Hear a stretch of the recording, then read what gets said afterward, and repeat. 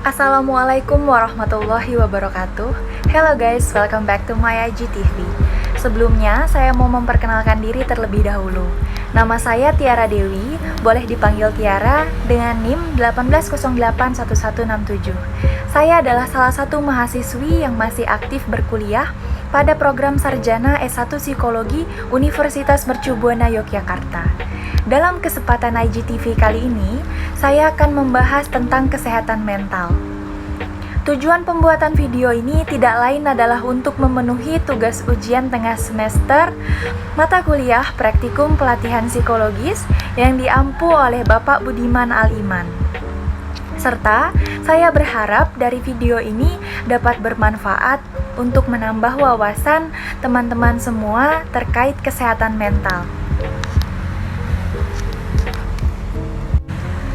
Sebelum membahas terlalu jauh tentang kesehatan mental, kita bahas sedikit terkait sejarah kesehatan mental yuk. Keberadaan penyakit mental sendiri sudah ada sejak zaman dahulu, saat keadaan belum maju dan berkembang seperti sekarang.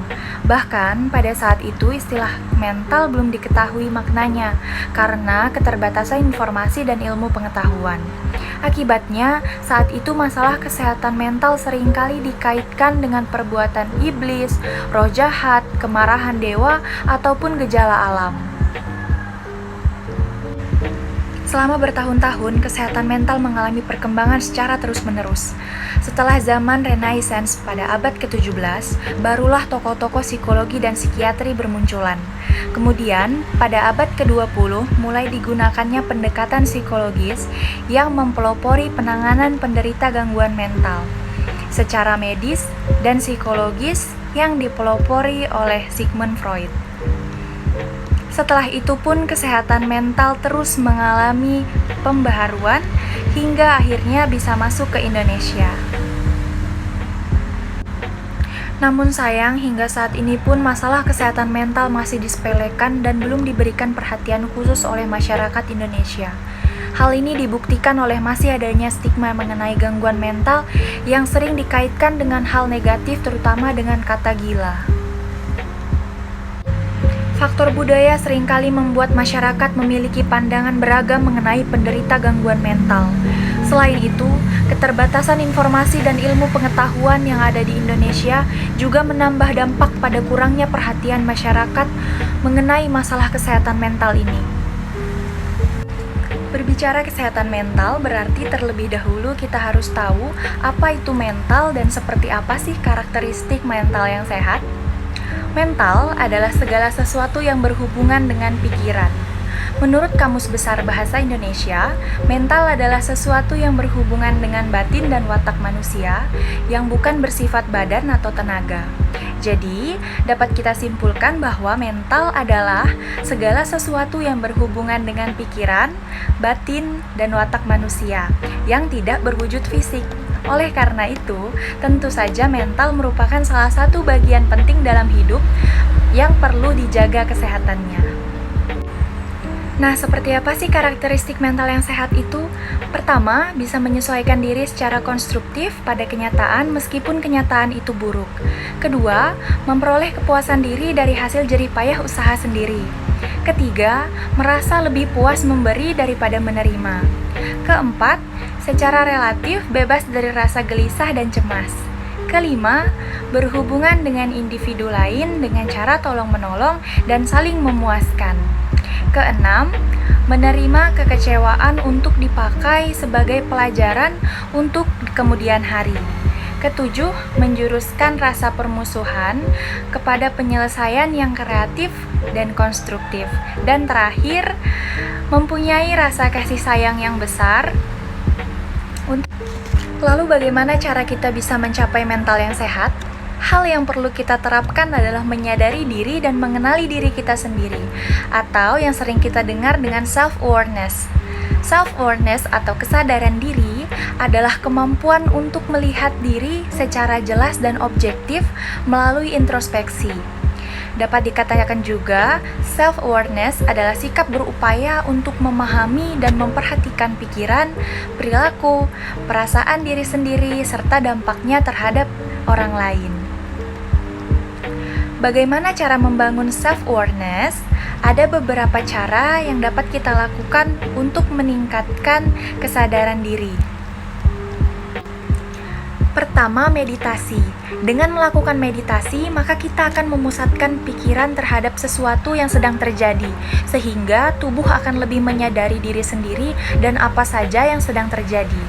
Kedua, berlatih mindfulness, yaitu dengan mengarahkan pikiran secara sadar ke arah dalam untuk menjadi lebih sadar akan keadaan diri, pikiran, keyakinan, dan juga emosi. Ketiga, menjadi pendengar yang baik. Dengan bersikap terbuka, kita dapat belajar untuk mendengarkan secara objektif apa yang ingin disampaikan kepada orang lain dan pada akhirnya dapat membantu kita belajar mendengarkan secara objektif pula apa yang ingin disampaikan oleh diri sendiri. Keempat, mengevaluasi diri. Evaluasi diri di sini dilakukan dengan mengetahui kekurangan dan menggalinya lebih dalam untuk diperbaiki. Kelima, menulis jurnal pribadi. Dengan menulis jurnal pribadi, kita dapat mengeksplorasi diri berdasarkan apa yang kita rasakan atau pikirkan ke dalam tulisan. Hal tersebut dapat membantu kita mengungkap apa yang menjadi masalah ataupun kelebihan dalam diri sendiri. Dan terakhir, mendengarkan pendapat orang lain. Terkadang kita menilai diri sendiri secara tidak objektif. Oleh karena itu, diperlukan penilaian orang lain, seperti teman ataupun kerabat dekat. Lalu bagaimana cara untuk meningkatkan kesehatan mental? Pertama, katakan hal yang positif kepada diri sendiri. Kedua, tuliskan hal-hal yang patut untuk disyukuri. Ketiga, fokus pada satu hal pada satu waktu. Keempat, olahraga. Kelima, makan makanan yang lezat dan bernutrisi. Keenam, bersikap terbuka. Ketujuh, melakukan sesuatu kepada orang lain. Kedelapan, istirahat yang baik dan cukup. Dan terakhir, tidur tepat waktu. Jadi, mulai sekarang teman-teman semua sudah memiliki berbagai langkah-langkah positif sederhana untuk menjaga kesehatan mental. Cara-cara menjaga kesehatan mental yang sudah saya sebutkan tadi bukanlah hal yang sulit untuk dilakukan. Maka dari itu, teman-teman semua hanya perlu melakukannya secara bertahap agar mendapatkan manfaatnya dalam jangka waktu yang panjang. Nah, lalu harus bagaimana dan apa yang harus dilakukan apabila ada orang terdekat teman-teman yang terkena gangguan mental?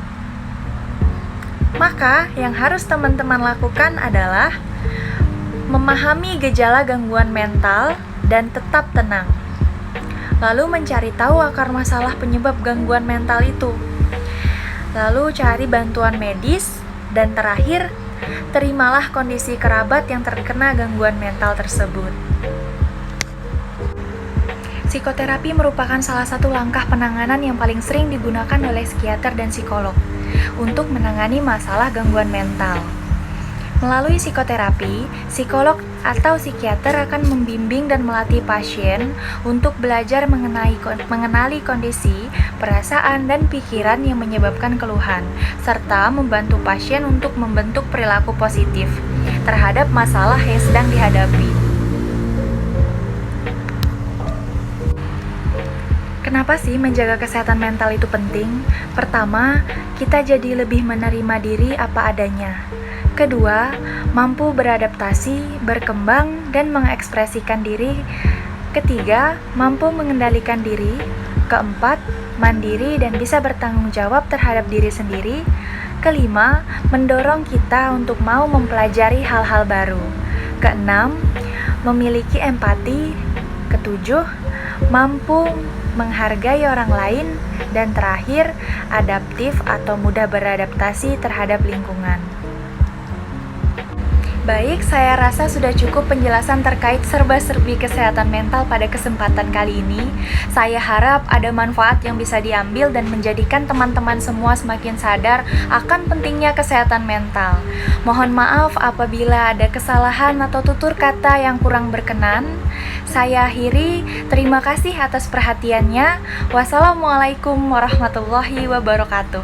Stay happy and healthy guys.